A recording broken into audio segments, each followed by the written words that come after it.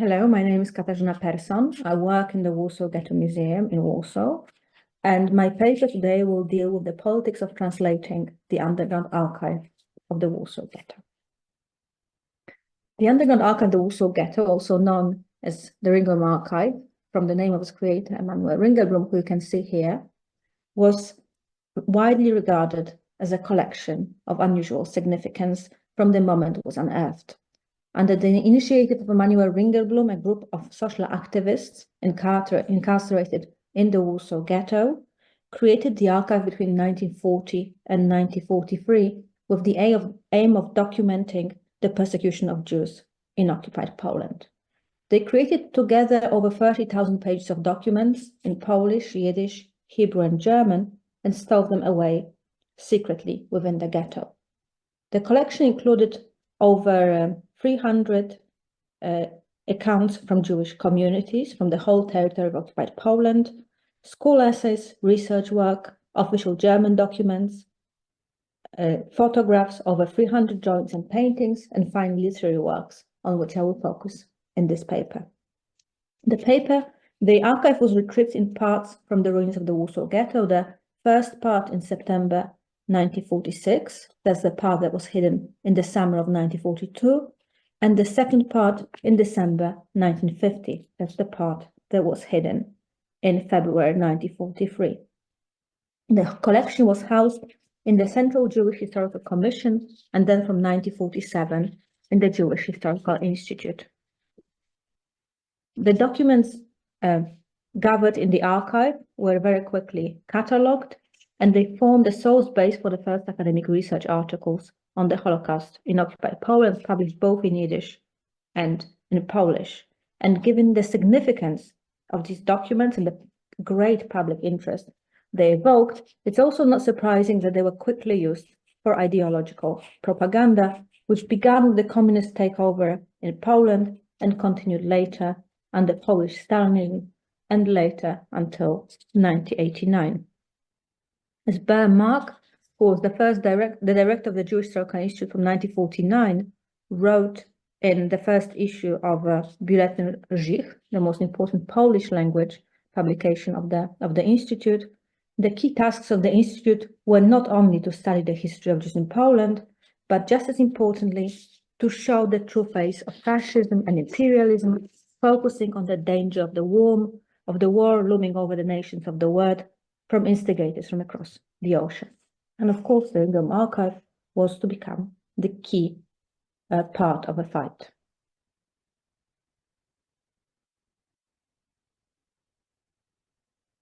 This, considering the political environment of Stalinist Poland, was of course not surprising. In-house censorship carried out by publishing houses, editors, and the authors themselves, even before the book or article reached the main office for control of the press, publishing, and performances, was common in the period and has now been widely discussed. And most of the time, following official censorship guidelines, so employing the archival documents in the ideological fight was considered to be a price worth paying for publication, even if this was not stated explicitly. There is no doubt that the editorial changes, which I will speak about in a moment, as well as self-censorship in publishing the first documents from the Ringelblum Archive, allowed for the narrative of the Holocaust to enter into the restrictive public discourse of Poland and to ensure the existence and continued publishing at the Jewish Historical Institute at the time when the state was shutting down other Jewish institutions. But very importantly, and this is where Ringelblum Archive differed from other documents published at the time, was that this editorial work was not only aimed at conforming the communist ideology and demands of the socialist state apparatus, but it was also aimed at constructing a positive image of Jews during the Holocaust. So an image of Jews which fitted the aim of the post-war Jewish community. In this paper, I will focus on one of three publications which came out in 1954. These were three publications of literary works from the Warsaw Ghetto, and that is the collection of short stories by Peres Opoczyński entitled Reportages from the Warsaw Ghetto. All three editions, including the edition of Opoczyński, were overseen by Bernmark, the director of the Jewish Historical Institute, but also, very importantly, an outstanding literary critic. They were published by the Jewish Historical Institute in association with the publishing house Yiddish Book, which was the key independent publisher of Yiddish works in post-war Poland, publishing over 30 titles between 1950 and 1955. Of course, publishing documents from the Ringelblum archive came as a price. This was only part of Yiddish Book's publication effort. They did not only publish documents related to the Holocaust, but also had a large publishing collection of books, which could be considered as purely ideological, such as Democracy the American Way or Under the Zionist Rule. Very importantly, when it comes to this to the editorial changes and censorship, Opoczyński's reportage did not deal exclusively with politics or the armed ghetto underground. With some exceptions, they also did not focus on class warfare in the ghetto. Unlike the Ghetto Diaries of Manuel Ringelblum, published at the same time, they devoted little interest to the situation outside the ghetto walls. They rather focused more extensively on what was happening in the ghetto. And it's the first important aspect of them. And the second important aspect is that we'll be talking today about publication which came out, not in Polish translation, but in the original Yiddish. And as we well know, works published in Yiddish were aimed at the Yiddish reading public in and outside of Poland, and of course were of much less interest to the state censors than Polish publications of documents relating to the Holocaust. Yet, as I'll show, even for Yiddish language publications, their editors had to make sure that the content did not conflict their prevailing historiography and the Stalin's vision of Polish Jewish history. And the topic, of course, that underwent most serious changes on political grounds is that of Polish-Jewish relations. While this, of course, can be particularly visible in Perez Opoczyński's story. And just to go back, Perez Opoczyński, it was a pre-war journalist and a Zionist activist from Łódź, who, thanks to his colleagues from Onek Shabbat, received a highly coveted job of a ghetto postman. And his encounters with the poorest of the ghetto inhabitants, taking place when delivering letters and parcels, formed the basis for the masterful literary reportages which he prepared for the archive. These are undoubtedly works of extreme artistic quality, yet how the editors of the 1954 edition of his work, so Bernmark, clearly questioning the literary merit, wrote in the introduction to Perez Opoczyński's work, and I quote, "Since the author tends to repeat himself, the editors found it necessary to shorten the text here and there, where it has no particular meaning." This, of course, was a code word for censorship, which is indeed very clear in Opoczyński's work. Probably the greatest number of changed passages appear in Opoczyński's reportage entitled "The Book of Parówka." The story describes Poles participating in parówka, the disinfection steaming of belongings of inhabitants of ghetto buildings with suspected outbreaks of typhus. In Opoczyński's story, parówka usually resulted in the looting or destruction of disinfected belongings, which he went as far as comparing to torture taking place in concentration force labor camps.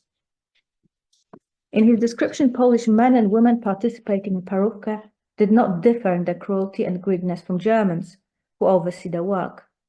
In the original document, they are described using words which are with clearly negative or even derogatory connotations, such as a Polish cad, goy, shiksa, and szegec. In 1954 edition, these were replaced by more neutral words, which did not allow for clear national or ethnic identification, such as hooligans or young hooligans. And such is the case in the following passage, which describes the work of disinfection squads. The one you have on top is the is the original passage from Opoczyński's reportage, where he writes, "These are Scotsmen Shiksas wearing ermine uniforms, a type of yellow khaki. Their step is steady, as if they were going to war. They look around with commanding eyes. They do not speak to anyone, severe like the angels of destruction." And in the 1954 Yiddish edition of this work, this first passage is swapped for "These are young hooligans wearing ermine uniforms," and then it goes on in the similar way. Similarly, in this passage, where in the original we read, they like a shot glass, they like bribe, and they hate a Jew. There's no lesson that a Polish cad, an average Czech, learned quicker and better than a German's teaching, then one should not be ashamed of anything in front of a Jew, that there are no obstructions, no laws and considerations. On the contrary, the more cruel, the more disgustingly and despicably one treats him, the more just it is. In the edited version, the Polish cad is again replaced by a hooligan. So here, they like a shot glass, they like a bribe, they hate a Jew. There's no lesson that a hooligan learned quicker and better than a German's teaching. And then it goes on. These seemingly small interventions altered the meaning of both the passages and, of course, of Opoczyński's reportage in its entirety. They very clearly disguise the Polish nationality of perpetrators, putting the blame mainly on the Germans. Probably for the same reason, the most controversial of Opoczyński's work, the reportage Goyim in Ghetto, focusing on the greediness of Poles who conducted illegal trade with Jews in the ghetto, was left out of his anthology, the 1954 anthology. The editors explained that the decision not to publish this and some other pieces by Opoczyński was based on artistic merit, again, as an explanation for censorship, which was not fulfilled by works of a strictly journalistic character. And these expectations, of course, were hardly convincing.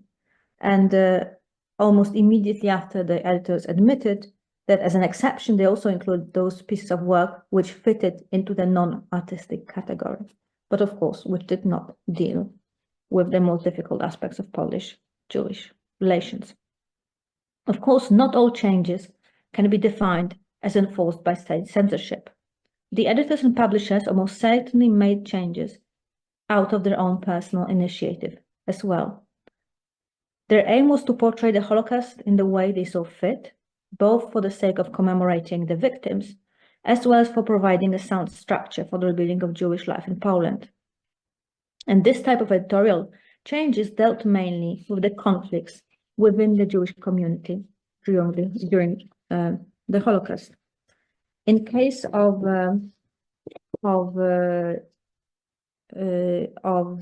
Opoczyński, this included also the revival of Yiddish culture in the new political environment.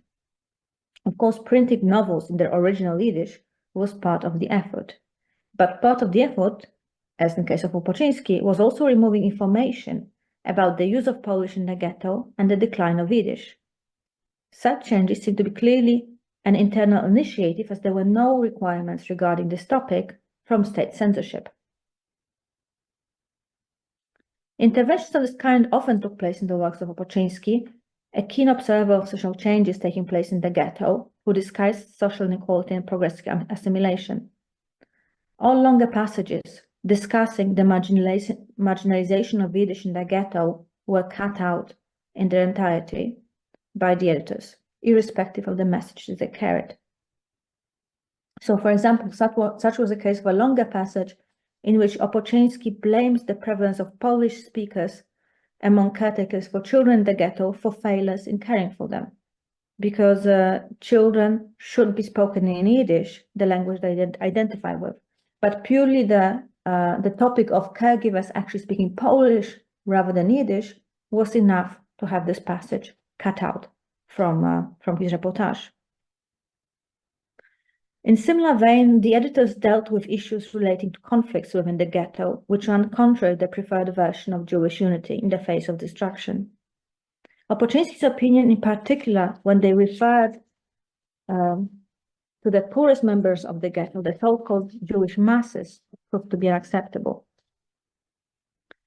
Editors resolved this by changing internal conflicts in the ghetto, including linguistic conflicts, into de facto class conflicts.